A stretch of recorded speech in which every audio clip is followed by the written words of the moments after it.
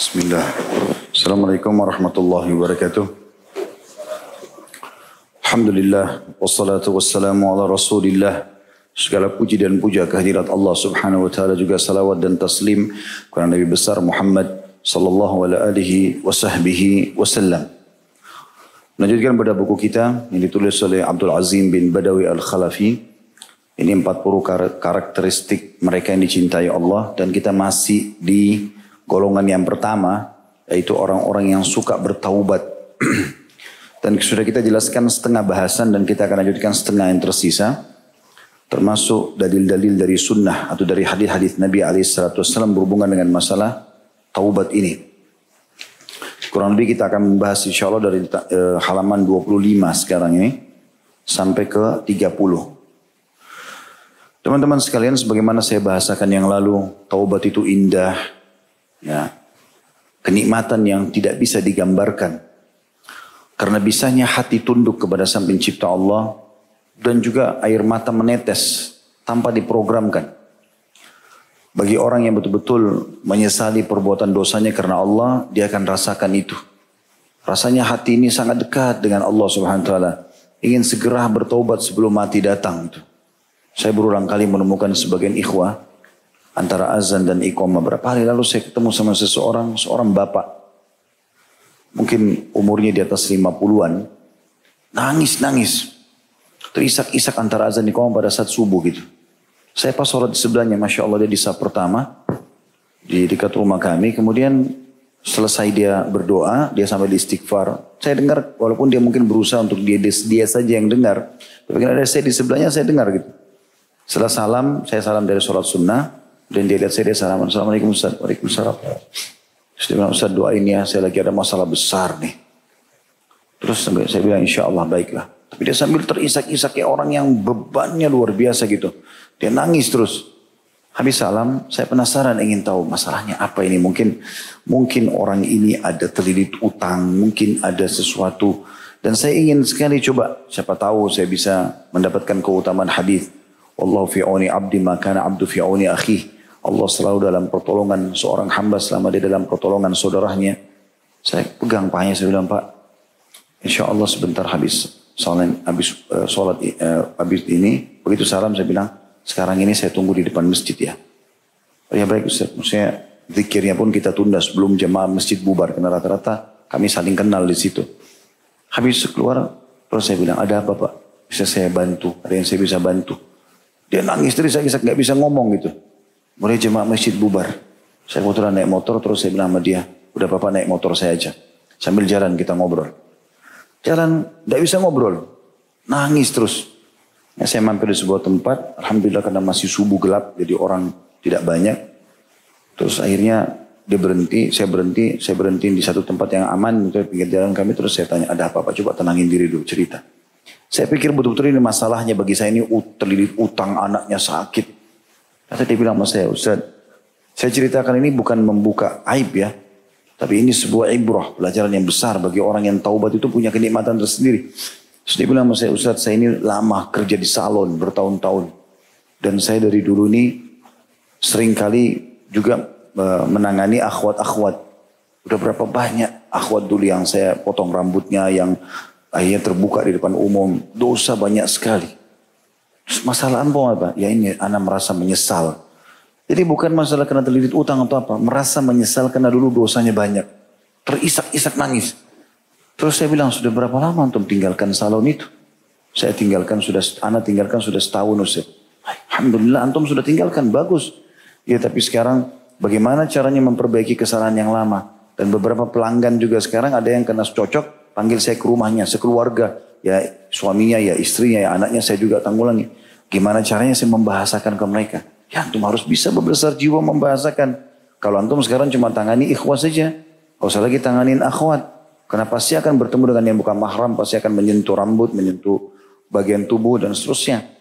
Akhirnya setelah saya ambil kesimpulan dari pertemuan itu.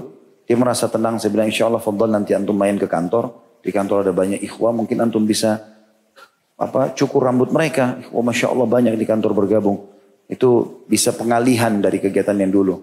Terus dia terima kasih, intinya saya melihat dia menangis itu mungkin Kalau saya pun mau menangis begitu saat itu tidak bisa. Ada kenikmatan tersendiri. Air matanya netesin air mata. Terus lidahnya itu bisa mengucapkan astagfirullah dengan merenunginya. Hatinya tunduk sama Allah. Indah sekali. Taubat itu indah sekali. Ibnu Qayyim rahimahullah menyusun buku khusus. Judulnya Bahrud Dumu'.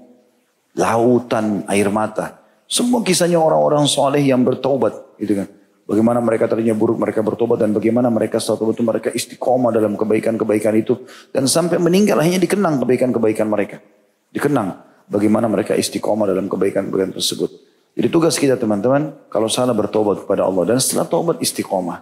Jangan lagi terpengaruh kembali ke masa-masa lalu. Karena taubat artinya meninggalkan masa lalu. Kurang lebih maknanya salah satunya maknanya itu. Gitu kan. Tidak lagi kembali kepada masa lalu. Imam Nawawi mengambil dari makna ini, kalau taubat memiliki 3 syarat, meninggalkan dosa itu seketika, lagi zina, lagi riba, lagi mencuri, lagi apa saja, berhenti. Yang kedua, sesali. Yang ketiga, janji sama Allah tidak akan mengulanginya. Ada sebagian ulama menambahkan yang keempat adalah menyibukkan diri dengan amal soleh. Karena terjerumusnya orang pada dosa lagi kembali, karena dia tidak menyibukkan diri dengan amal soleh.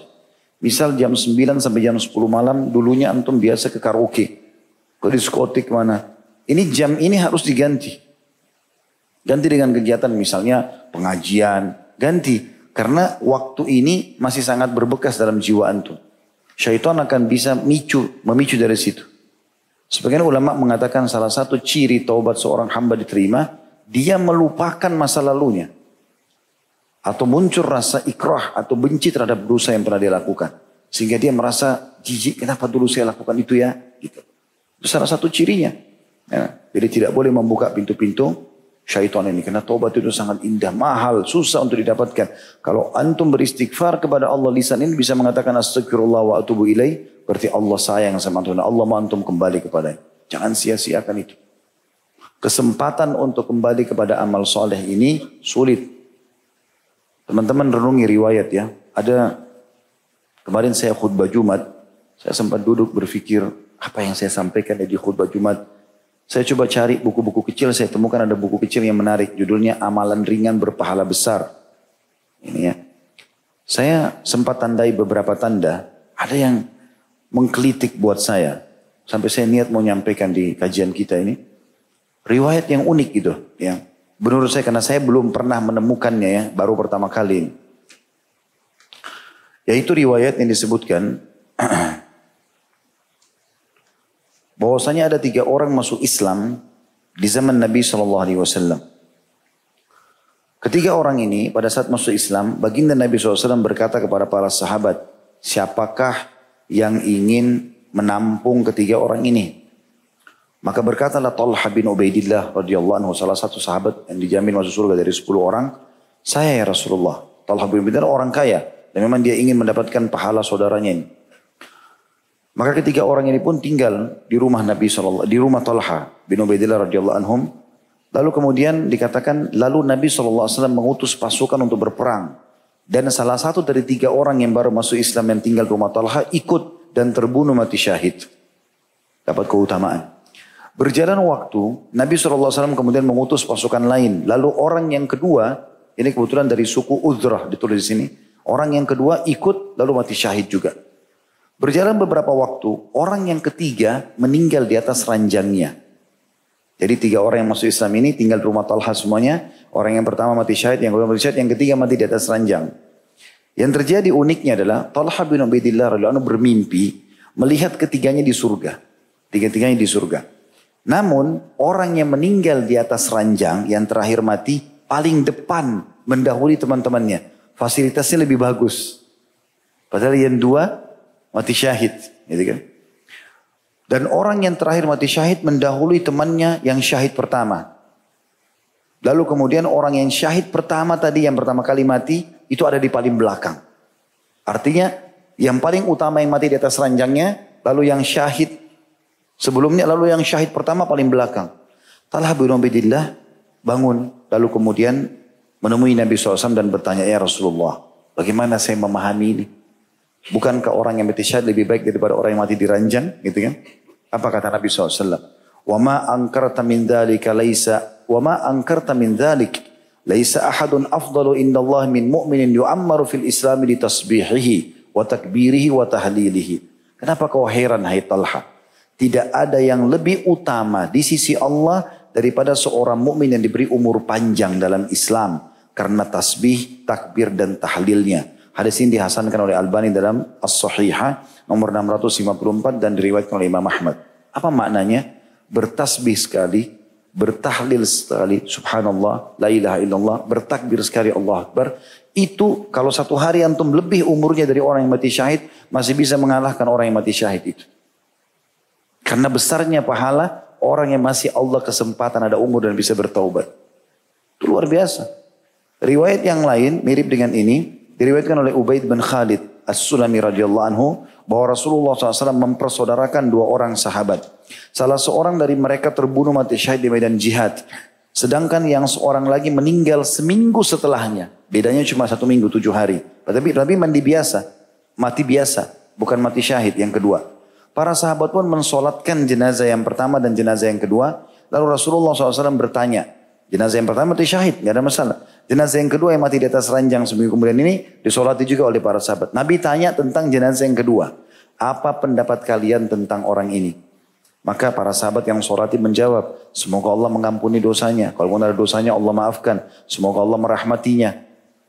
Dan semoga dia dapat menyusul saudaranya yang terbunuh mati syahid di medan perang. Maksudnya semoga dengan persahabatannya ini nanti sama-sama di surga. Apa kata Nabi SAW kepada para sahabat? Fa'aina salatuhu ba'da salatihi, wa sawmuhu ba'da sawmihi, wa amaluhu ba'da amalihi, inna bainahuma kama bainas sama'i wal ard. Bagaimana bisa kalian membandingkan antara yang mati syahid dengan yang hidup seminggu setelahnya? Mana pahala sholatnya orang yang hidup seminggu itu kalau mau dibandingkan pahala sholatnya orang yang mati syahid? Artinya seminggu saja dia sholat selama hidup itu udah ngalahin semua ini pahalanya orang yang mati syahid ini. Puasanya dari puasanya orang mati syahid. Dan amal-amalnya semua yang dikerjakan selama seminggu yang tidak sempat lagi dikerjakan oleh orang yang mati syahid. Ketahuilah perbedaan antara keduanya antara langit dan bumi. Ini luar biasa teman-teman. Jadi kalau antum dari maksiat lalu Allah berikan kesempatan taubat dan punya kesempatan sehari hidup, itu luar biasa. Kesempatan emas, jangan disia-siakan. Masa lalu kita kalau kelam bertobat beristighfar kepada Allah itu pahala sendiri. Atau kalau baik kita bersyukur dan kita sekarang menambah kualitasnya. Kalau biasa sholat malam, dulu mungkin cuma kita baca beberapa ayat Al-Quran, surah pendek-pendek, sekarang kita pindah ke surah lebih panjang misalnya. Kalau dulu kita bangun setengah 4, jam 4 subuh, menjelang subuh setengah jam, sekarang kita bangun jam 3. Kita coba meningkatkan kualitasnya gitu kan. Kalau dulu kita pakai sejadah biasa, sekarang kita ganti sejadah baru dan segala macam hal lah. Maka itu jauh lebih baik. Dan hari ini maksimalkan. Selama antum hidup hari ini, sampai dari detik ini kita belajar sampai malam sebentar, anggap antum mau mati besok. Lakukan perbuatan ibadah seakan-akan ini ibadah yang terakhir. Baginda Nabi SAW berkata, setiap kali mau imami sholat, sallu sholatal muwadda'ah. Sholatlah seperti sholat perpisahan. Anggap setelah ini kita meninggal dunia. Ini amal terakhir. Tidak ada yang orang yang bisa melindungi seseorang teman-teman kalau ajalnya datang. Allah mengatakan dalam Al-Quran, A'udzubillahi minasyaitonir rajim, fa idza ja'a ajaluhum la yasta'khiruna sa'atan wa la yastaqdimun. Kalau ajal mereka sudah datang, tidak ada yang bisa melambatkan sesaat ataupun menguranginya sesaat. Dalam ayat lain Allah mengatakan, ya aina ma takunu yudrikkumul maut walau kuntum fi burujin musyayyadah. Aina dimanapun kalian berada, pasti mati akan menjemput kalian walaupun kalian berada di sebuah bangunan yang sangat kokoh. Sekekar apapun badan kita, setinggi apapun titel kita, ya sehebat apapun kita dalam mengejar prosesi dunia termasuk punya harta, pasangan, anak-anak segala macam, toh kita akan meninggal. Dan renungi baik-baik sabda Nabi SAW, idza mata ibnu Adam, kalau anak Adam meninggal dunia, atba'u thalath, akan diikuti dengan 3. Amaluhu wa ahluhu wa maluhu. Amalnya, keluarganya dan hartanya. Fayarji itsnain, maka akan pulang 2, hartanya dan keluarganya. Wa yabqa wahid wa huwa amaluh. Dan akan tinggal bersama yang satu yaitu amalnya. Jadi secinta-cintanya suami pada istri, istri pada suami, orang tua pada anak, sahabat pada sahabatnya, paling jauh ngantar sampai di liang lahat atas kuburan. Maksimal kalau dia sudah betul-betul memang sangat sayang sama orang itu sejam. Itu pulang. Istri kita bisa nikah lagi sama orang lain, suami bisa nikah, anak-anak sibuk dengan warisannya segala macam. teman-teman sudah sibuk dengan aktivitasnya. Antum sendirian di situ. Mobil mewah parkir di pagar kuburan, habis itu dibawa pulang jadi warisan. Semua yang antum tinggalkan masalah dunia ini kenangan. Oh itu sepatunya fulan, oh itu dulu sendalnya dia, oh itu dulu mobilnya, oh itu ini, oh itu. Seminggu, sebulan, habis itu antum akan hilang, lenyap bersama angin. Sekarang orang-orang tua kita, mungkin yang masih dekat sama kita, kita ingat. Tapi kakek-kakek kita, saya sendiri kadang-kadang saya sampai sekarang belum tahu di mana kuburan ayah kakek saya. Saya tahu kakek saya ada karena kebetulan dikubur bersama dekat dengan ibu saya. Saya ke Makassar, saya ziarah. Tapi yang lain, itu pun saya lihat kerabat saya banyak yang tidak tahu mana kuburan mereka dan tidak ziarah. Kita akan hilang dengan sejarah dunia ini akan dikenal. Akan hilang. Raja-raja dulu banyak, nggak dikenal. Kecuali mereka yang punya sejarah yang baik atau sejarah yang sangat buruk sekali. Sejarah yang baik seperti para nabi-nabi, orang-orang saleh dan atau Fir'aun dan kaumnya atau Haman dan seterusnya orang-orang yang memang buruk sehingga ditenggelamkan oleh Allah SWT. Ingat, ukir sesuatu yang positif buat kita teman-teman. Buat kalau antum meninggal saat ini orang mengenang kebaikan antum. Buat itu, sementara antum hidup. Bukan untuk riya, tapi orang ambil pelajaran. Maksimalkan dengan amal soleh. Kalau enggak jadi masalah ini. Salah satu juga hal yang mesti kita lakukan teman-teman sekalian. Saya juga membaca sebuah hadis yang saya ingin berbagi. Itu adalah sabda Nabi SAW. Ahabbun nasi ilallahi anfa'ahum linnas. Manusia yang paling dicintai oleh Allah adalah yang paling bermanfaat bagi manusia yang lain. Wa ahabbul a'mali ilallah azza wa jal. Dan perbuatan yang paling bermanfaat dan akhirnya dicintai oleh Allah yang kita bisa lakukan kepada orang-orang lain dan itu Allah paling cintai adalah pertama disebutkan sururun tudkhiluhu ala muslim, kegembiraan yang kau masukkan dalam hati setiap muslim. Gembirakan saudaramu muslim, ya, masukkan kegembiraan dalam dia lagi sedih, hibur dia, tegur, sapa, tanya kabarnya, ya.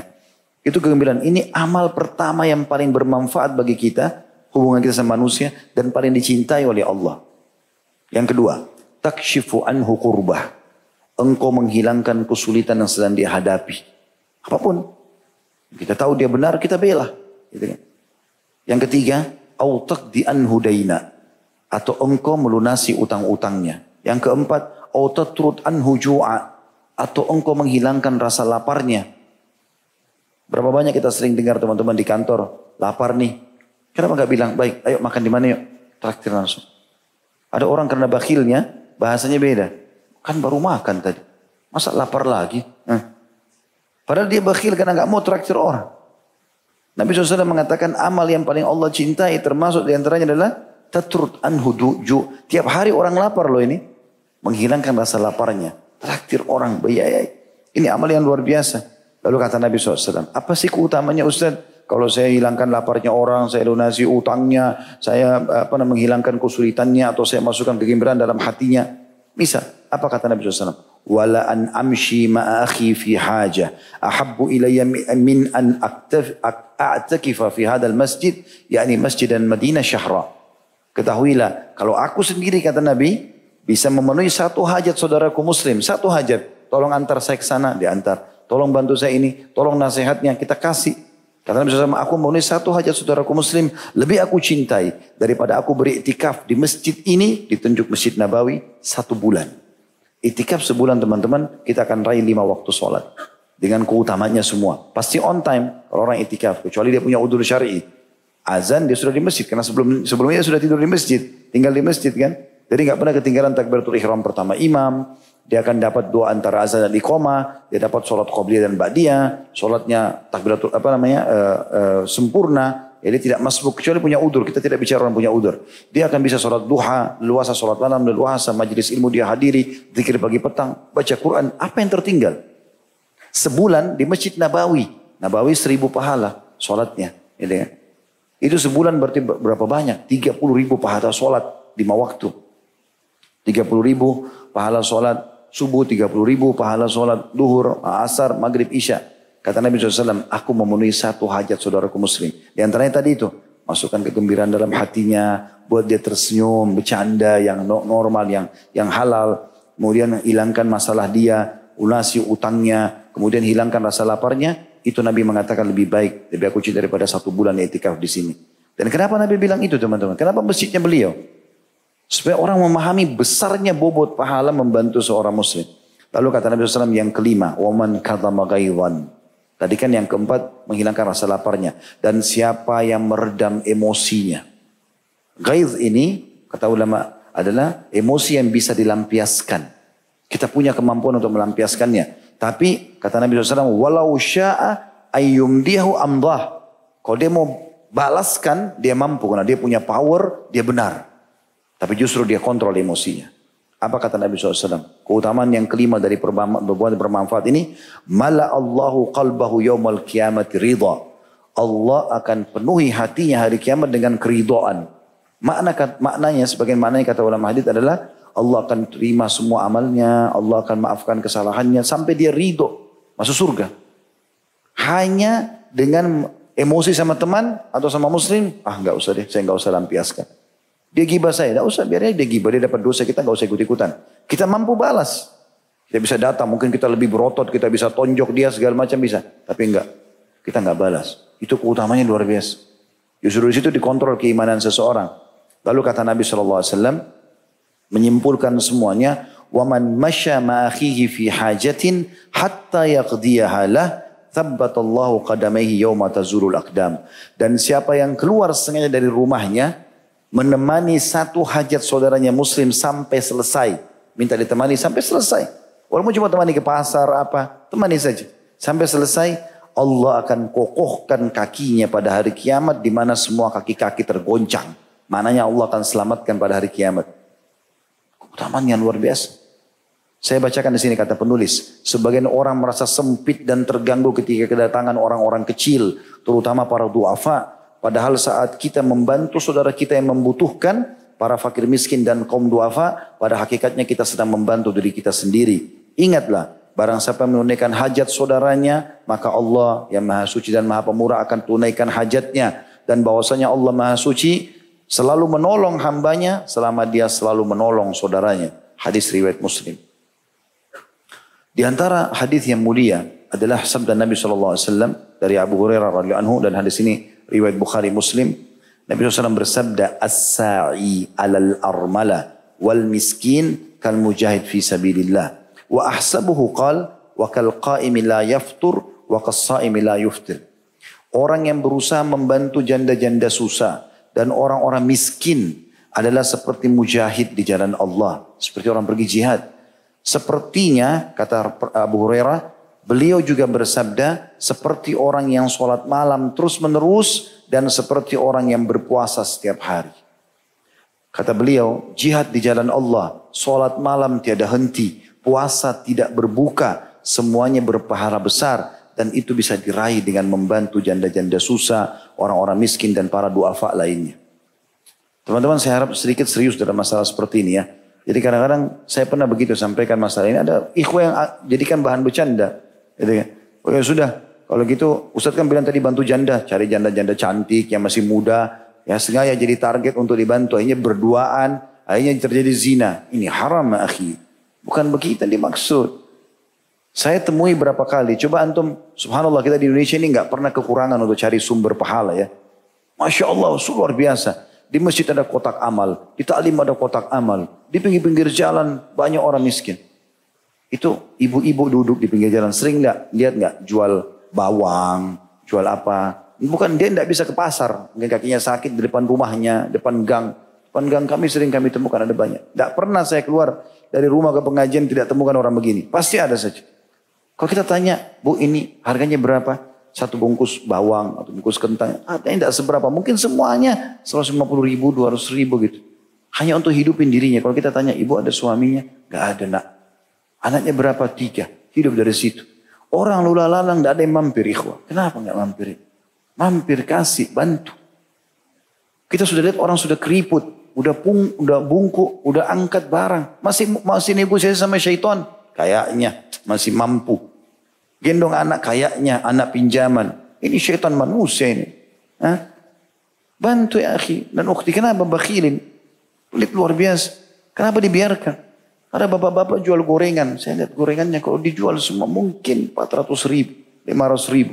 Sebagian orang mungkin di antara kita pakai makan satu kali saja itu, makan siang, makan malam. Itu jual teman-teman. Beli, berapa Pak gorengannya? 2.000. 1.000 aja ya Pak. Masih nawar sama orang miskin. A'udzubillahi minasyaitonirrajim. Ini kalau saya dekatnya saya isti'adah nih, tiup telinganya. Hah? Ya akhi kasih lebih. Beli 2.000, beli semua itu. Pak ini saya bayar ya, bagi-bagiin kepada orang. Gitu. Nawar orang miskin. Kenapa ini? Masih bisa nego gitu kan. Beli bakso Pak tambah 1 ya. Minta gratis. Bayar ya akhi. Beli 1 gerobak itu. Sedekahin ke orang. Gitu kan. Ini aneh betul. Orang kata Nabi SAW jihad. Sholat malam tidak ada henti. Puasa tidak berbuka. Semuanya berpahala besar. Semua itu diraih hanya dengan membantu para janda, orang miskin dan para duafa. Abdullah bin Abu Aufa berkata Nabi SAW tidak pernah menolak untuk berjalan bersama janda dan orang miskin. Maksudnya memenuhi hajat mereka ya. Lalu beliau memenuhi hajat keduanya. Sebagaimana disebutkan oleh An-Nasai.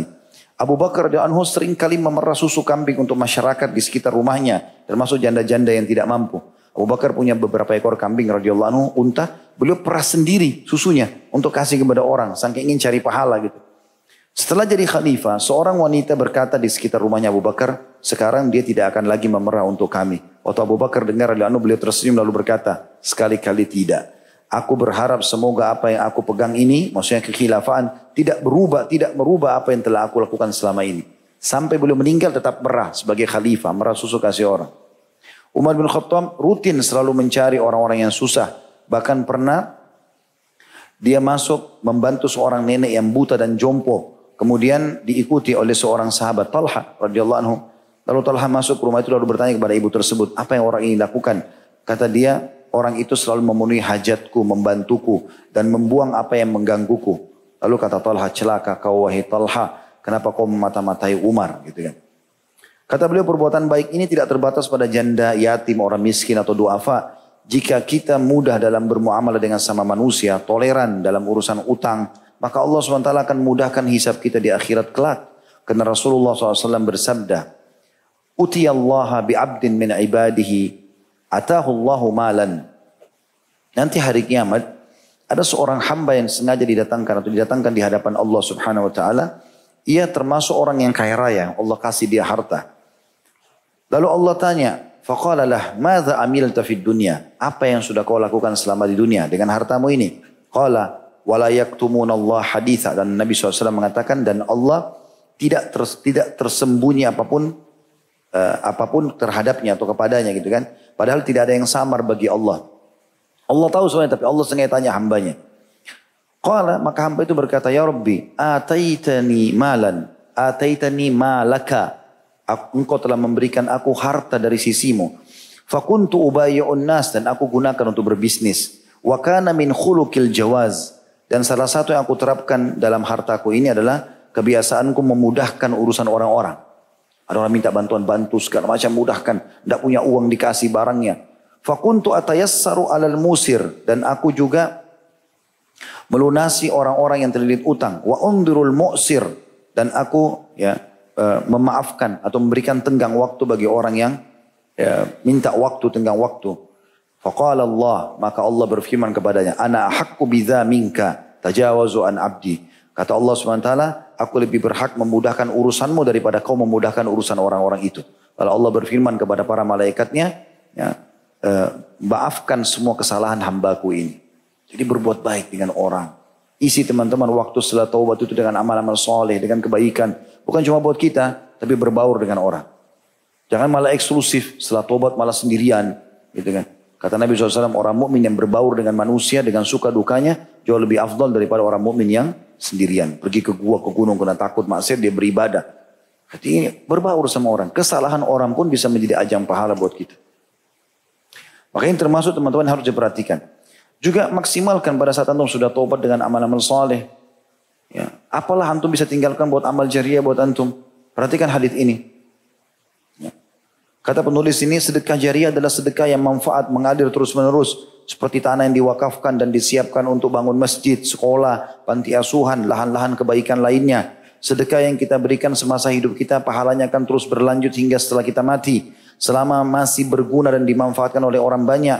Di antara bentuknya adalah menggali sumur, mewakafkan sawah untuk fakir miskin, membangun masjid, membangun sekolah atau pesantren, membangun panti asuhan anak-anak yatim, mencetak mushaf dan buku-buku Islam, menyediakan minum di tempat-tempat umum dan semisalnya. Hadis Nabi SAW diriwayatkan oleh Abu Hurairah radhiyallahu anhu. Hadis ini diriwayatkan Ibnu Majah dan dihasankan oleh Syekh Albani dalam Sahih At-Targhib At-Tarhib nomor 112. Kata Nabi SAW, Inna mimma yalhaqul mu'minu min amalihi wa hasanati ba'da mautihi. Sesungguhnya amal atau pahala ya. Di antara amal dan kebaikan yang menyusul seorang mukmin, pahalanya sesudah kematiannya adalah yang pertama, ilman 'allamahu aw nasyarah. Ilmu yang dia miliki lalu dia ajarkan atau dia sebarluaskan. Ini pernah saya bahasakan teman-teman, tidak semua di antara kita, saya dan antum tidak mudah untuk menjadi ulama, butuh waktu lama. Lalu bagaimana caranya kita bisa meraih pahala ini? Ilmu yang bermanfaat disebarkan. Cetak bukunya, sebarluaskan jadwal-jadwal mereka, gitu kan. Saya temukan, pernah saya ceritain, tapi saya ingatkan kembali. Syekh Muhammad Jamil Zainu, hafizahullah. Saya nggak tahu sekarang masih hidup atau tidak, karena sudah lama saya nggak ketemu. Satu-satunya yang saya lihat rujukan, termasuk rujukan dunia, maksudnya orang banyak belajar dari beliau. Di Indonesia pun bukunya banyak diterjemahkan ya. Itu orang asli Syria, tinggal di Mekah, mengajar di Darul Hadith. Saya tertarik pernah waktu awal-awal balik Indonesia tahun 99, tahun 2000, 2001. Sampai 2003 saya sering pakai buku beliau sebagai rujukan pengajian. Sampai saya baca di bagian depannya, ditulis itu setiap muslim punya hak mencetak buku ini. Kalau kita kan biasa, ini hak ya. Ini bagi siapa yang mencetaknya dihukumlah apalah segala macam. Setiap muslim punya hak mencetak dan berbanyak buku ini. Dan kalau ada yang ingin bantuan, silakan hubungi penulis, dikasih nomor teleponnya.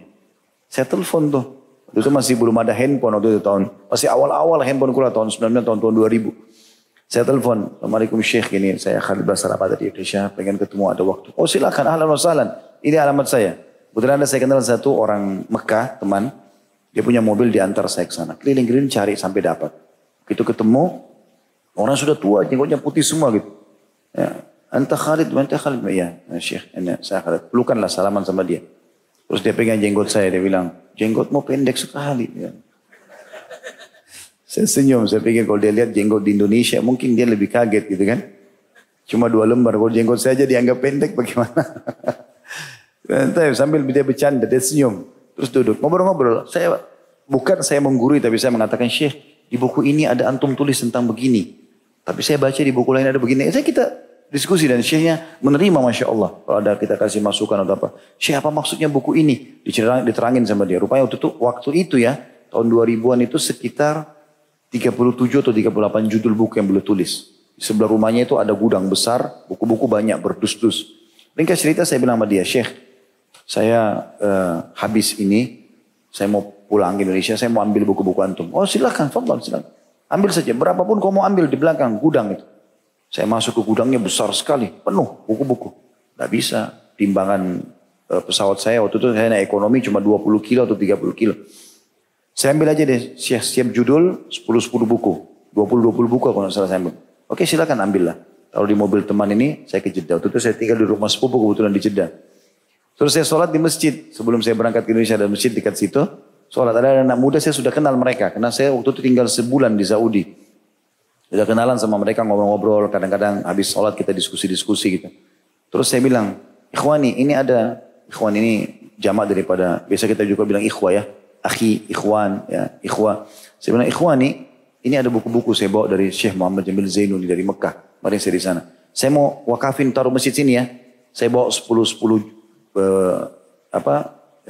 buah di setiap judul 10-nya saya taruh di sini. Oh bagus sekali, taruh aja, taruhlah. Terus saya bilang sama mereka, kenapa antum tidak pergi ke Mekah ambil buku ini? Ini Mekah cuma dari Jeddah 1 jam. Buku Syekhnya bagi cuma-cuma. Iya ya, kenapa kita tidak terfikir ya? Gitu. Nah akhirnya mereka, Allah alam setelah itu jalan atau tidak. Tapi insya Allah menurut saya lihat dari semangat mereka mau ketemu sama Syekh. Mau ambil, mau sebarluasin. Saya bilang bagaimana hari Jumat antum bagi kepada jemaah. Pinggir jalan bagikan, lagi mampir restoran bagikan. Kan bagus. Maksudnya teman-teman, kita kalau nggak bisa nulis buku, sebarin buku yang ada. Ini buku ini yang saya bacain antum ini mungkin di bawah 10.000 rupiah. Harga gorengan antum ini. Tapi manfaatnya luar biasa. Beli sebarin akhi. Kasih. Mampir di musola taruh, di silaturahim keluarga taruh, lagi naik bus kasih orang di sebelah, kenalan mungkin muslim kasih, kan gitu. Jadi yang pertama yang bisa menjadi terus mengalir bagi seseorang setelah meninggal, ilmu yang diajarkan. Ya kalau kita punya ilmu sedikit kita ajarkan, kalau kita mau lebih luas ya sebarluasin bukunya. Karena di sini dikatakan au nasyarah atau dia sebarluaskan. Yang kedua yang bisa menyusul pada saat kita meninggal dari amal-amal soleh, wa waladan salihin tarakah, atau anak soleh yang ditinggalkan yang bisa beribadah untuk membantu dia memperbanyak amal. Ini anak soleh sudah masyhur. Yang ketiga, au mushafan warrathah, atau mushaf yang dia wariskan. Jadi misalnya antum jadwalin, walaupun antum cuma mampu beli satu mushaf satu bulan, yang penting ada 1 tahun 1 mushaf deh misalnya. Mushafnya harga 50 ribu, 100 ribu, beli satu.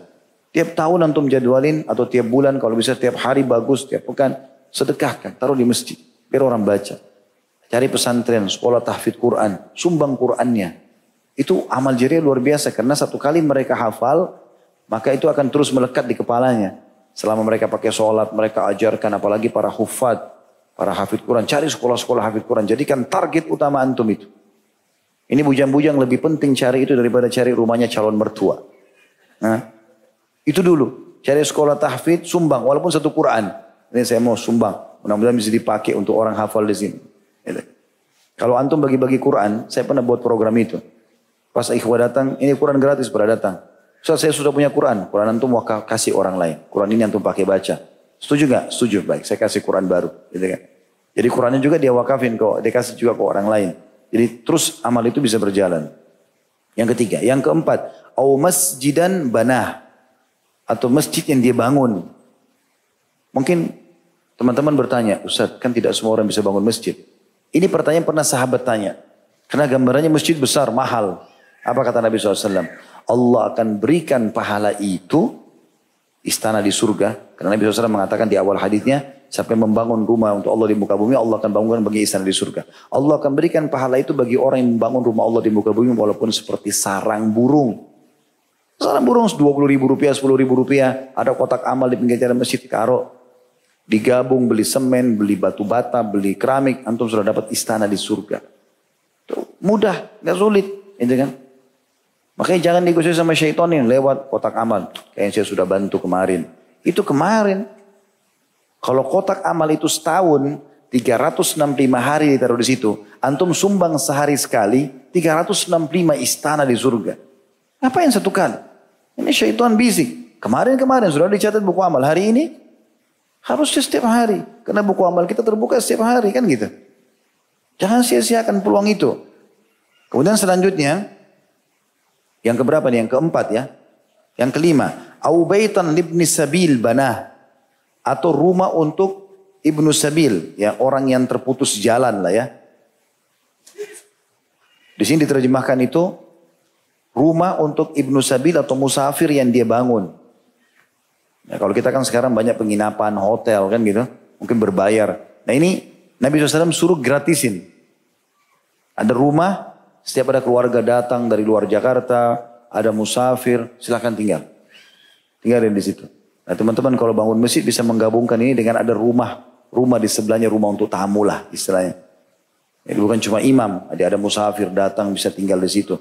Atau mungkin rumah juga untuk janda-janda yang tidak mampu.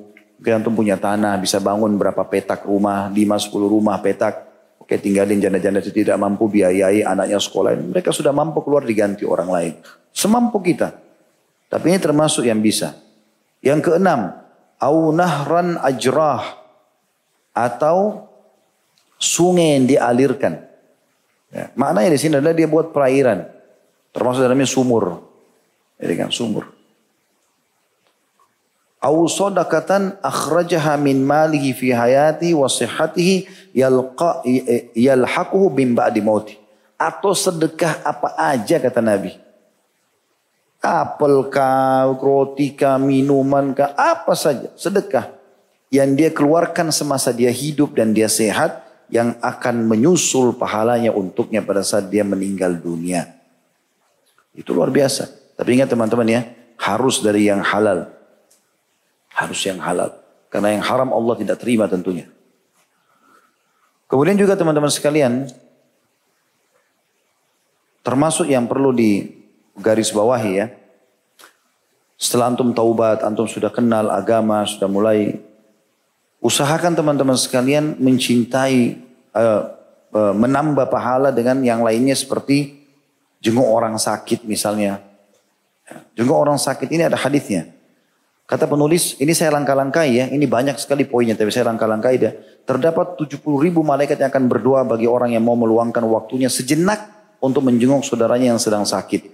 Rasulullah SAW bersabda dalam hadis Sahih riwayat Tirmidzi disahihkan oleh Albani, "Ma min muslimin ya'udu musliman udwatan atau gudwatan ma min muslimin ya'udu musliman gudwatan illa shalla alaihi sab'una alfa malakin hatta yumsi." Tidak ada seorang muslim pun membesuk saudaranya pada pagi hari. 5 menit, 2 menit, 10 menit. Apa kabar baik, semoga lekas sembuh ya. Doanya Nabi tahur, labas insyaAllah. Mudah-mudahan jadi pembersihan dosa. Semoga kau tidak apa-apa. Tidak membahayakan buat kau penyakit ini. Pulang. Beberapa menit saja. Apa kata Nabi SAW? Melainkan pada saat dia jenguk di pagi hari temannya itu atau saudaranya atau kerabatnya. 70.000 malaikat akan berdoa untuknya hingga sore. 70.000 malaikat. Banyak sekali mendoakan buat dia. Dan tidak ada seorang, dan jika dia membesuknya sore hari, misalnya habis asar gini, antum jenguk 5 menit, 10 menit, kecuali 70.000 malaikat lain akan mendoakannya hingga pagi hari besok. Dan dia akan mendapatkan sebuah kebun di surga. Ini apa luar biasa. Bagaimana kalau antum jenguk kerabat antum yang sakit pagi sekali, sore sekali, walaupun cuma sebentar. Berarti 70.000 pagi, 70.000, 140.000 malaikat mendoakan. Sampai sebagian ulama mendatangi rumah sakit walaupun tidak ada orang yang dikenal di situ. Di Saudi sampai sekarang begitu. Datang karena dia tokoh masyarakat, dia datang akhirnya disambut oleh rumah sakit. Dia minta izin, bisa nggak saya jenguk orang-orang muslim yang sedang sakit ini. Subhanallah, saya temukan ini di rumah sakit non muslim, rumah sakit Kristen, pendetanya lakukan. Datangi pasien non muslim, pasien muslimnya. Sampai ada yang mau didoakan oleh pendeta atau pastor itu. Ini tidak boleh kita biarkan semestinya kan. Tapi kenapa muslim tidak lakukan itu? Misalnya dia datang, dia datang. Syekh di Saudi begitu datang. Assalamualaikum warahmatullahi wabarakatuh. Maaf saya minta waktunya sebentar. Termasuk hadis Nabi SAW adalah tidak ada dosa yang tidak bisa dibersihkan dengan istighfar. Maka Allah coba hambanya dengan penyakit. Semoga jadi pembersihan buat anda. Ya. Ini sedikit hadiah. Kalau ada hadiah dia pindah kamar sebelah, pindah kamar sebelah, pindah kamar sebelah.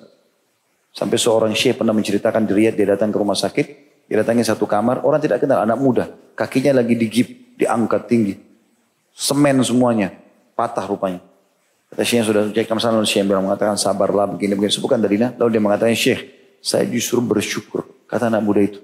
Syekhnya bilang pertama kali saya jenguk orang sakit begini bahasanya, saya bersyukur. Kenapa kata syekh kok bersyukur? Dia bilang saya sudah 2 tahun saya di rumah sakit ini, dan perlu anda tahu 2 tahun ini saya sudah hafal 30 juz Al-Quran. Sebelumnya saya ini orang ugal-ugalan, dengar musik, jauh dari agama. Allah coba saya dengan tabrakan kaki saya patah. Awalnya saya berkeluh kesah sih. Minggu pertama, bulan pertama. Setelah itu saya karena tidak bisa bergerak, tidak bisa buat apa-apa. Saya tonton ada cuplikan Al-Quran, saya mulai tersentuh, mulai saya ngaji, sekarang saya hafal 30 juz Al-Quran. Kalau bukan karena tabrakan ini saya nggak akan hafal. Jadi ini subhanallah amal-amal yang luar biasa yang bisa ditambahkan. Termasuk teman-teman saya tutup dengan ini, maksudnya dari buku ini ya, kita akan kembali ke buku kita nanti.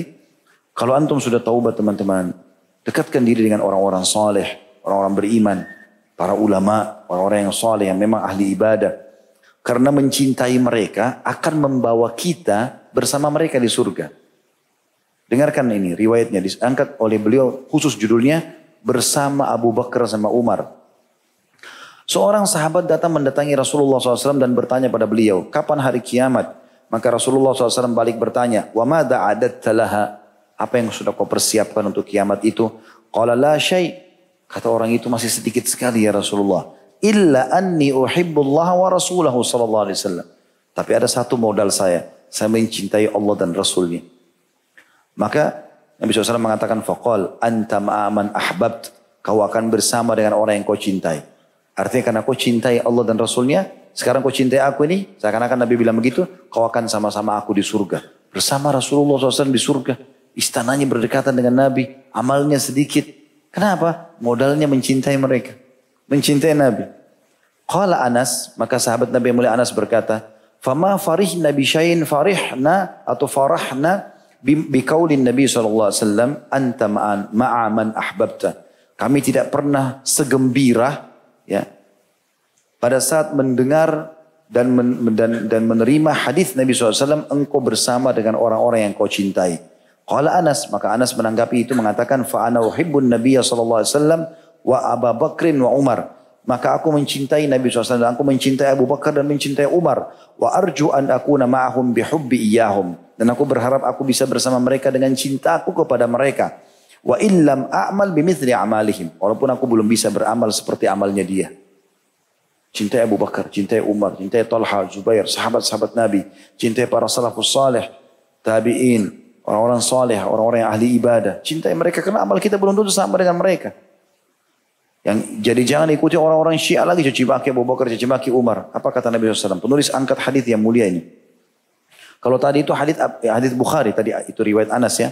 Hadis Bukhari nomor 3688. Lalu Nabi SAW mengatakan tentang Abu Bakar sama Umar, riwayat Tirmidzi dan disahihkan oleh Syekh Albani nomor 3666. Abu Bakar wa Umar sayyida kuhuli ahlil jannah minal awwalina wal akhirin ma khalan nabiyyina wal mursalin. Abu Bakar dan Umar adalah sayyid, penghulu, pemimpin orang-orang dewasa dari penghuni surga, dari umat-umat terdahulu dan kemudian. Sahabat-sahabatnya, Nabi Musa, sahabat sampai Nabi Isa, Nabi Daud, Nabi Ibrahim, sahabat-sahabat mereka ada. Mulia-mulia, orang beriman dan masuk surga bersama para nabi mereka. Gitu kan? Tapi Abu Bakar, Umar pemimpin mereka semuanya. Kecuali nabi-nabi dan utusan Allah, para rasul. Tentu Abu Bakar dan Umar di bawah para nabi dan rasul. Tapi berarti mencintai mereka luar biasa. Ya. Berarti cintai orang-orang soleh teman-teman sekalian. Terutama orang-orang salafus saleh yang luar biasa di mana mereka memang ahli ibadah. Itu beberapa hal yang saya berbagi. Mudah-mudahan Allah jadikan saya pertama melaksanakan, bukan cuma mengucapkan. Lalu Allah mudahkan juga ikhwan dan akhwat sekalian mengamalkan masalah itu. Perbanyak kesibukan diri dengan amal soleh setelah taubat. Karena kalau kita lalai sedikit saja, maka akan datang pintu kemaksiatan. Tahu kapan antum buat maksiat? Lagi santai. Kita malam hari lagi santai, gak ada kegiatan, depan TV. Pegang remote, udah nonton. Kapan orang pergi bioskop? Lagi santai. Orang ke diskotik, lagi lengah, santai. Coba kalau lagi sibuk, lagi sakit, lagi banyak pekerjaan numpuk, gak bakal. Syaitan cuma tunggang itu. Maka sibukkan diri dengan amal soleh atau makan jauh dari kemaksiat. Sebentar, ingat itu teman-teman, ajal akan datang. Kita masuk ke dalil. Halaman 25. Penulis berkata, diangkat dalil tentang masalah taubat juga dari Abu Hurairah radhiyallahu anhu, ia berkata Rasulullah SAW bersabda, man taba qabla an tatlu asy-syamsu min maghribiha taballahu alaihi. Barang siapa yang bertobat sebelum terbitnya matahari dari arah barat, maka pasti Allah akan menerima taubatnya. Hadis riwayat Muslim jilid 4 halaman 2113 nomor 2759. Jadi maksudnya kesempatan masih ada, taubat masih terbuka pintunya. Sebagaimana juga hadis yang sebelumnya ya, yang terakhir kita bacakan itu di halaman 24. Saya ulangi kembali, Abu Musa radhiyallahu anhu berkata, Nabi SAW bersabda, Inna Allah Azza wa Jalla yabsutu yadahu bil laili liyatuba musi'un nahar, wa yabsutu yadahu bin nahar liyatuba musi'ul lail, hatta tatlu asy-syamsu min maghribiha. Sesungguhnya Allah Azza wa Jalla membentangkan tangannya di waktu malam, supaya orang yang berbuat keburukan di waktu siang bertaubat. Dan dia membentangkan tangannya di waktu siang supaya orang yang berbuat keburukan di waktu malam bertaubat sampai matahari terbit dari arah barat. Bagi orang yang masih bermaksiat kepada Allah SWT segera bertaubat. Dan kalau antum juga buat, tutupi antara antum sama Allah. Ya. Jangan biarkan terekspos. Namanya mujahir, nggak boleh. Tangan-terangan, sengaja ekspos, sengaja ciuman depan umum, sengaja undang ya, segala macam buat maksiat, undang teman-temannya ke diskotik, ini nggak boleh, mujahir, ini bahaya. Adabnya Allah bisa datang seketika kalau orang-orang seperti ini. Kalau orang buat dosa antara dia sama Allah, kalau dia taubat itu Allah masih tutupi. Dalam sebuah hadis dikatakan Allah SWT akan mendatangi, Allah akan berbicara dengan seorang hamba mukmin pada hari kiamat, lalu mengatakan, apakah kau ingat dosa ini, apakah kau ingat dosa itu? Karena si mukmin ini tidak pernah ekspos dosanya antara dia sama Allah. Lalu dia mengakui semuanya sampai dia mengira dirinya akan binasa. Lalu Allah mengatakan, aku tutupi di dunia, kau tidak ekspos itu antara kau sama aku, maka aku juga maafkan kau sekarang di akhirat. Nah, jangan diekspos. Juga dikatakan dalam hadis yang lain, hadis riwayat Muslim, jilid 4 halaman 2076 nomor 2703 dari Ibnu Umar radhiyallahu anhu bahwasanya Nabi SAW bersabda, Inna Allah yakbalu taubatal abdi ma lam yughargir. Sesungguhnya Allah akan menerima taubat seorang hamba selama dia belum sekarat atau sakarat menghadapi mati. Kalau orang sudah dimulai dicabut ruhnya, dia sudah lihat malaikat baru mau taubat, udah nggak bisa. Seperti kasus Fir'aun. Pada saat sudah mau dicabut ruhnya baru dia bilang, In amantu billadzi amana bihi Banu Israel. Aku beriman kepada yang telah diimani Banu Israel. Kata ulama, saking kufurnya tidak maunya beriman sama Allah sampai nggak bisa sebut nama Allah. Dia cuma mengatakan saya beriman kepada apa yang diimani oleh Bani Israel. Tapi sudah sementara dicabut proses pencabutan ruhnya. Makanya malaikat mengatakan, Al-ana waqad kunta qablu minal mufsidin. Sekarang baru kamu tobat. Setelah dulu sebelumnya kamu termasuk orang-orang yang berbuat kerusakan. Dan kabar gembira kata penulis yang paling besar adalah sabda Rasulullah SAW. Lillahi asyaddu farhan bitawbati abdi hina yatubu ilaihi min ahadikum. Kana ala rahilatihi bi ardi falatin.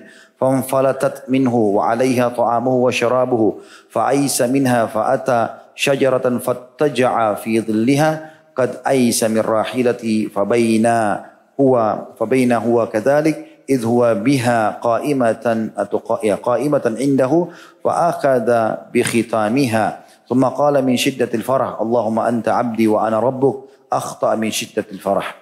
Sungguh Allah lebih gembira dengan taubat seorang hamba. Allah tuh senang kalau kita taubat.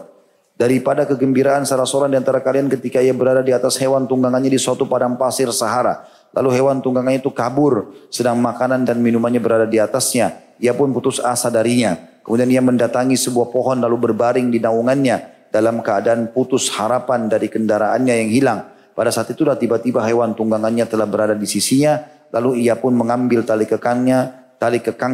Kemudian berkata dengan sangat gembira, Ya Allah, Engkau hambaku dan aku Rabbmu. Ia salah mengucapkan atau berucap karena sangat gembira. Hadis ini diriwayatkan Muslim jilid 4 halaman 2104 dan juga nomor hadisnya di 2747. Kata beliau, maka wahai para pelaku dosa, segeralah untuk bertobat dan jadikanlah ia sebagai tobat yang sebenar-benarnya hanya karena Allah yang Maha Tinggi. Taubat tersebut tidaklah dianggap taubat yang benar sehingga terpenuhi syarat-syaratnya, yaitu pertama, menghentikan perbuatan dosa. Yang kedua, menyesal atas perbuatannya. Yang ketiga, berkeinginan kuat untuk tidak mengulangi lagi atau bertekad.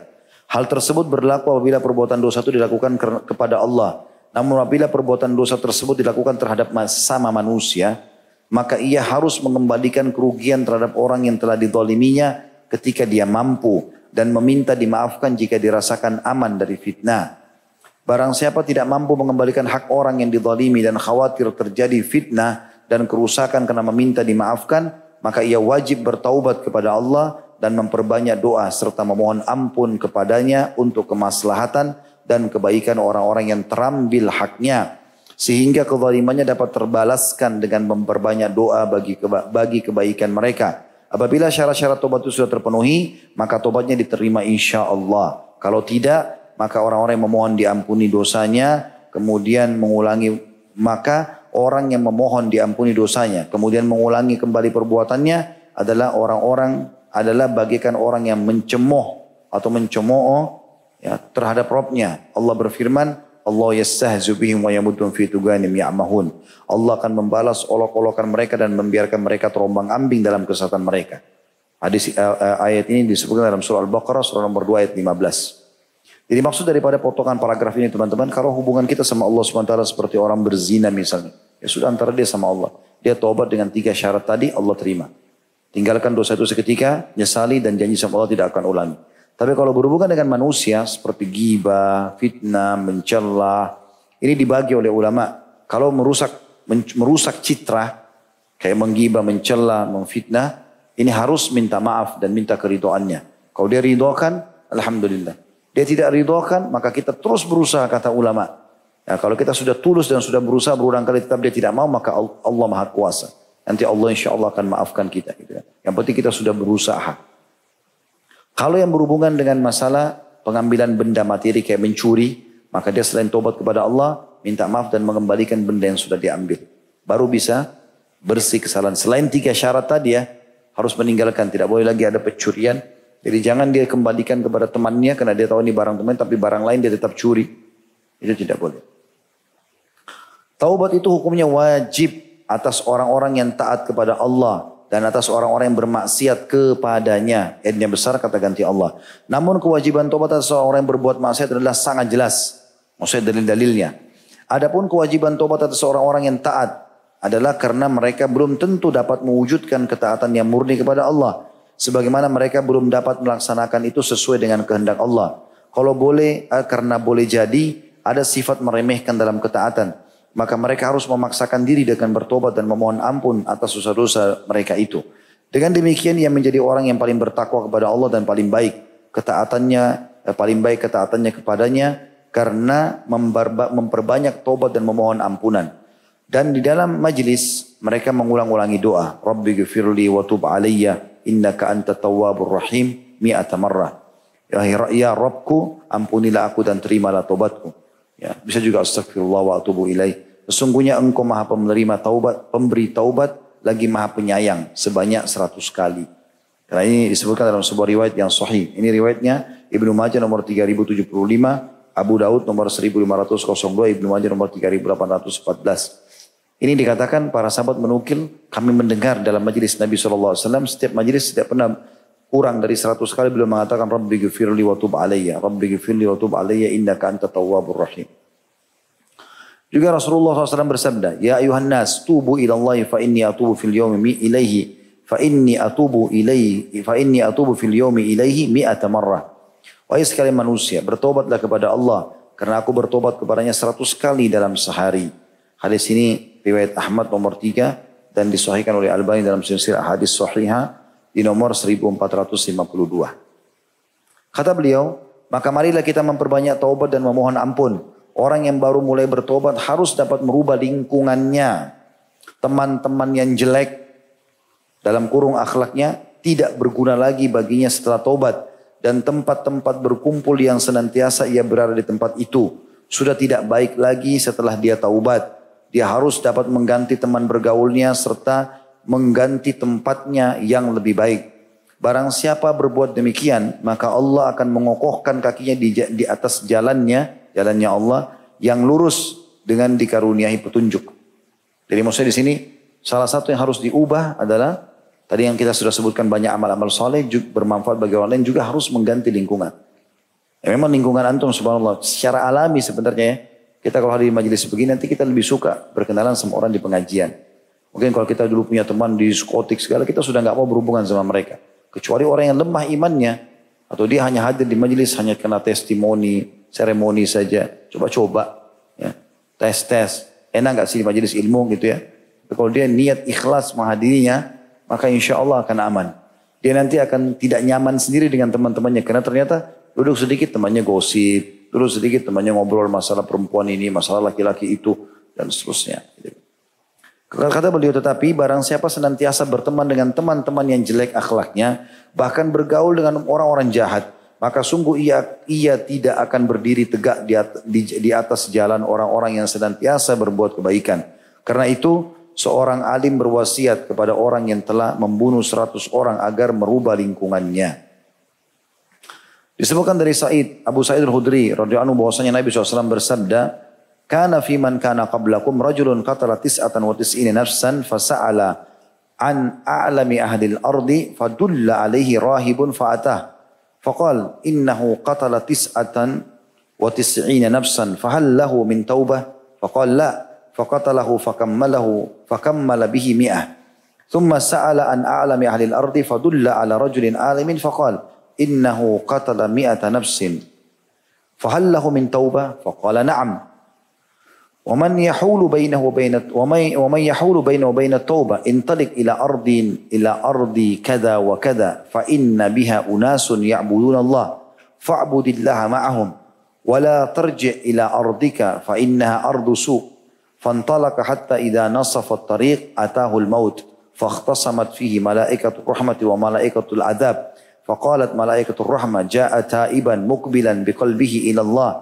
وقالت ملائكة العذاب إنه لم يعمل خيرا قط فأتاه ملك في صورة آدمي فجعلوه بينهم فقال كيسوا ما بين الأرضين فإلى أيتهما كان أدنى فهو له فقاسوه فوجدوه أدنى إلى الأرض التي أراد faqabadathu malaikatur rahmah. Dahulu di kalangan orang-orang sebelum kalian, kata Nabi SAW, ada seorang laki-laki yang telah membunuh 99 jiwa.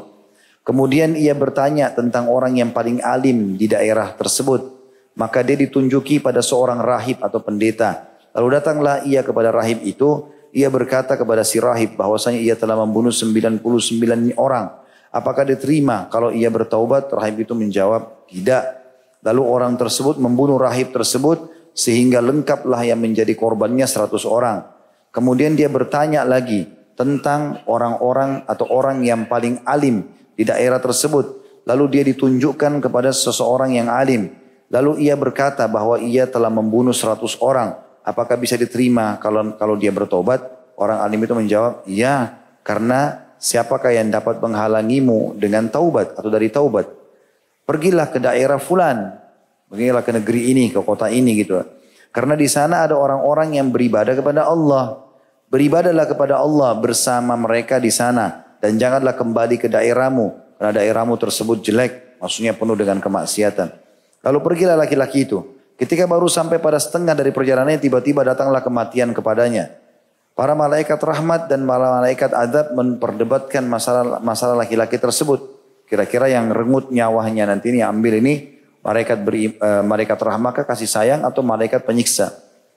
Adapun malaikat adab berkata, para malaikat rahmat dan malaikat adab memperdebatkan masalah laki-laki tersebut. Maka malaikat rahmat berkata, ia datang untuk bertobat dan menghadap kepada Allah. Adapun malaikat adab berkata, sesungguhnya ia belum mengerjakan kebaikan sama sekali. Tadinya ahli maksiat nih. Lalu datanglah malaikat kepada mereka berbentuk Bani Adam. Allah ciptakan dalam bentuk seperti manusia. Lalu mereka menjadikannya sebagai hakim di antara mereka. Maka dia berkata, kata si malaikat yang menjadi manusia ini, ukurlah antara dua daerah tersebut. Tempat yang dia mau pergi memperbaiki keadaannya dengan tempat negerinya yang tadinya buruk. Para malaikat kemudian mengukur dua daerah tersebut dan mereka mendapatkan bahwa ternyata laki-laki itu lebih dekat ke daerah yang ia inginkan untuk bertaubat. Maka malaikat rahmah mengambilnya. Hadis ini riwayat Bukhari nomor 3470 dan Muslim di nomor 2 dan juga Imam Muslim. Tapi ini Imam Bukhari disebutkan di 2 titik yaitu juga nomor 2766. Hadis ini memberikan gambaran kepada kita teman-teman sekalian bagaimana ada riwayat lain yang menguatkan ini. Bunyinya tambahan riwayatnya dan Allah memperdekat jarak negeri yang dia mau bertobat, memperbaiki dan Allah menjauhkan negeri dia yang buruk. Sehingga ada perbedaan 1 jengkal saja. Karena itu malaikat rahmah mengambilnya. Nah, ini berarti menandakan taubat teman-teman biar belum beramal sedikit pun cukup untuk bisa membawa ke dalam surga. Demikianlah kata beliau, ada faedah-faedah lain yang berkaitan dengan tauhid asma Allah dan sifatnya, artinya mengisahkan nama-nama dan sifat Allah, yaitu bahwasanya Allah Ta'ala menamakan hambanya dengan At-Tawwabun, orang-orang yang bertaubat, dan Allah pun menamakan dirinya dengan At-Tawwab, yang maha penerima taubat. At-Tawwab adalah salah satu asma'ul husna, nama-nama yang mulia milik Allah yang mencakup juga bagi orang yang bertaubat. Jika digunakan untuk seorang hamba maknanya adalah banyak kembali kepada Allah dengan bertobat. Adapun berkaitan dengan Allah, maknanya adalah yang menerima taubat hambanya. Allah berfirman dalam surah Al-Mu'min ayat 3. A'udzu billahi minasyaitonir rajim. Ghafiriz dzambi wa qabilit taubi syadidil iqabi dzit tawi la ilaha illahu ilaihil masir. Yang mengampuni dosa, sifatnya Allah. Ya, semua kesalahan dimaafkan. Yang menerima taubat, mau kembali ke jalannya. Lalu keras hukumnya. Kalau orang tetap dalam pelanggaran, maka hukumannya keras. Yang mempunyai karunia. Apapun yang kita minta, bisa minta kepada Allah. Tidak ada Tuhan yang berhak disembah selain Dia. Hanya kepadanya lah kembali semua makhluk. Juga Allah SWT berfirman tentang motivasi untuk bertaubat dalam surah Asy-Syura ayat 25. A'udzubillahi minasyaitonirrajim. Wa huwa alladhi yaqbalu at-taubata 'an ibadihi wa ya'fu 'anis sayyiati wa ya'lamu ma taf'alun. Dan dialah yang menerima taubat dari hamba-hambanya dan memaafkan kesalahan-kesalahan dan mengetahui apa yang kamu kerjakan. Ini potongan ayat ini kalau kita bagi ayat ini bisa kita bagi jadi 3 potongan ya. Dan dialah yang menerima taubat hamba-hambanya. Artinya siapapun mau taubat Allah terima. Dan memaafkan kesalahan-kesalahan. Maknanya kata sebagian ulama tafsir, kalau orang buat salah, lalu dia tobat. Lalu dia buat salah lagi, lalu dia tobat. Allah memaafkan semua. Mau dia durhaka sama orang tuanya, mau dia makan riba, mau dia pernah membunuh. Pokoknya Allah mengatakan, wa ya'fu anis sayyi'at. Akan dimaafkan semua atau memaafkan semua kesalahannya. Lalu Allah lebih tahu apa yang kita kerjakan. Allah lebih tahu niat kita. Makanya Allah tutup mengatakan, wa ya'lamu ma taf'alun. Dan Allah tahu apa yang kalian kerjakan. Juga Allah SWT memastikan kalau Allah benar dengan janji dan akan menerima taubat hamba-hambanya. Allah turunkan khusus surah At-Taubah. Surah nomor 9 tentang masalah taubat. Di ayat 104-nya Allah berfirman, A'udzu billahi minasyaitonir rajim. Alam ya'lamu annallahu wa yaqbalu taubata an ibadihi wa ya'khudus shadaqati wa annallahu wat-tawwabur rahim. Tidakkah mereka mengetahui bahwasanya Allah menerima taubat dari hamba-hambanya dan menerima zakat? Dan bahwasanya Allah maha penerima taubat lagi maha penyayang. Kita bahkan tidak boleh teman-teman, hati-hati dari ini ya. Kalau kita sudah mulai taubat, mulai istiqomah, mulai baik, jangan pernah anggap remeh orang. Jangan sampai kita sudah hadir pengajian, udah mulai tahu, terus mulai kita takut sama Allah. Ada pintu syaitan bisa masuk. Yaitu dengan cara membahasakan, misal kita lihat orang maksiat, lalu kita mengatakan, oh orang itu tidak akan diampuni. Orang ini tidak akan dimaafkan. Ini bahaya. Ada sebuah hadis, kalau ada orang mengatakan itu, maka Allah Subhanahu wa taala akan menjawab langsung sambil mengatakan, siapa orang ini? Berani benar dia memvonis hamba-Ku tidak akan dimaafkan. Misal dilihat di depannya orang pezina, orang penjahat, dia vonis langsung ini orang tidak akan dimaafkan. Kecuali orang itu meninggal dalam keadaan itu. Lain. Fir'aun meninggal dalam keadaan kafir. Ya kita bisa bilang Fir'aun di neraka. Teori agamanya begitu kan gitu.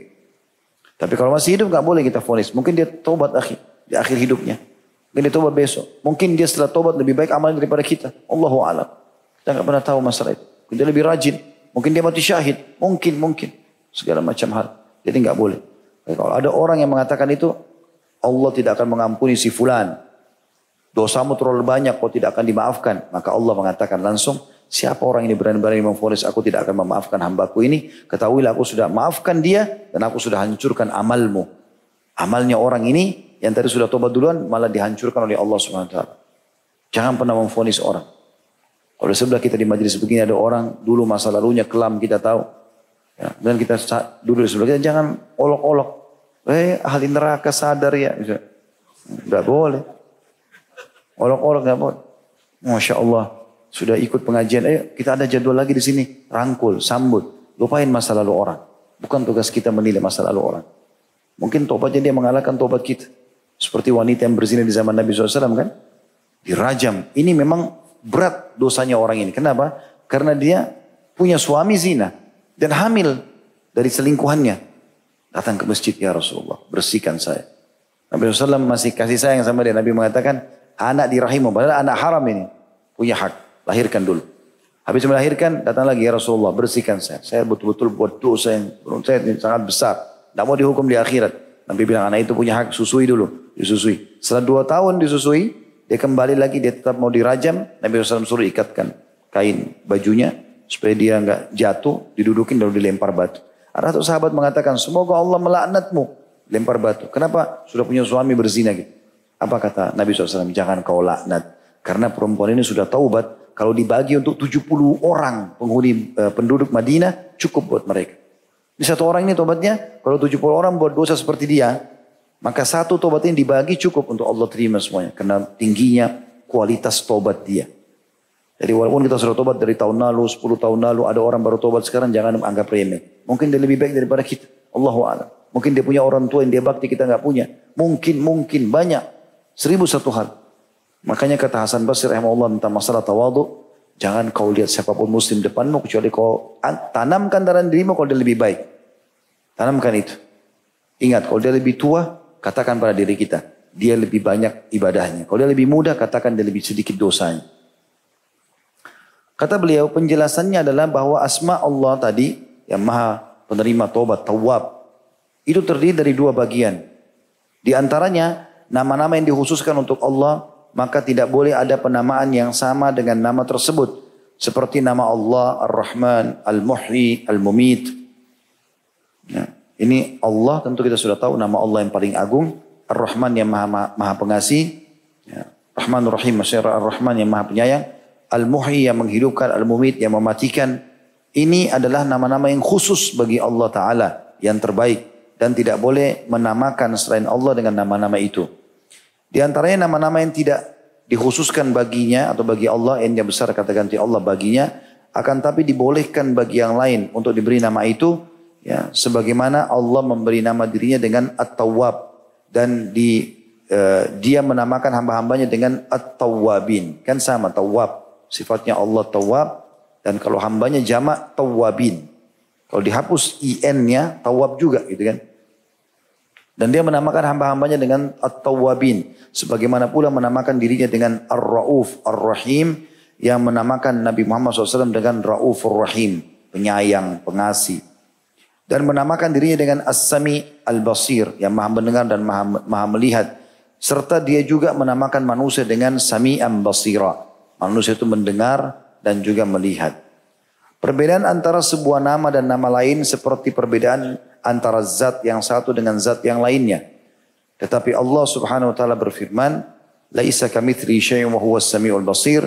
Tidak ada sesuatu yang serupa dengannya dan dialah yang maha mendengar dan lagi maha melihat. Surah Asy-Syura ayat 11. Dikatakan bahwasanya tidak seorang pun yang seperti dengan Allah Subhanahu wa taala di dalam nama-nama dan sifat-sifatnya. Sebagaimana tidak ada pula sesuatu pun yang sepertinya dalam zat dan perbuatannya. Maha tinggi Allah dari yang menyerupai dan dari tandingan sebagaimana maha tinggi Allah dari sekutunya. Dan Allah berfirman sebagai penutup dalam surah Al-Ikhlas ayat 1 sampai ayat 4. Qul huwallahu ahad, Allahus samad, lam yalid wa lam yulad wa lam yakul lahu kufuwan ahad. Katakanlah hai Muhammad dan juga sampaikan kepada pengikutmu untuk mengatakannya, dialah Allah. Siapa Allah itu? Yang Maha Esa. Dia tunggal. Allah adalah Rabb yang bergantung kepadanya segala sesuatu. Tidak ada yang dia tidak beranak dan tidak pula diperanakkan dan tidak ada seorang pun yang setara dengannya. Jadi kalau kita bahas tentang sifat tadi Allah At-Tawwab ini, Allah Maha menerima tobat hamba-hambanya dan dinisbatkan juga pada hambanya dengan Tawwabin. Artinya kalau pada hamba diterjemahkan dengan orang-orang yang suka bertaubat, bukan berarti Allah sama makhluknya sama. Karena Allah mengatakan tadi dalam surah Asy-Syura ayat 11, "Laisa kamitslihi syai'un wa huwas samiul basir." Tidak ada yang menyerupai dia dan dia maha mendengar, juga maha melihat. Allahu a'lam. Semoga Allah jadikan kita orang-orang selalu bertobat insyaallah dan menyibukkan diri dengan amal saleh. Itu saja, semoga bermanfaat. Subhanakallahumma bihamdika asyhadu an la ilaha illa anta astaghfiruka wa atubu ilaik. Assalamualaikum warahmatullahi wabarakatuh.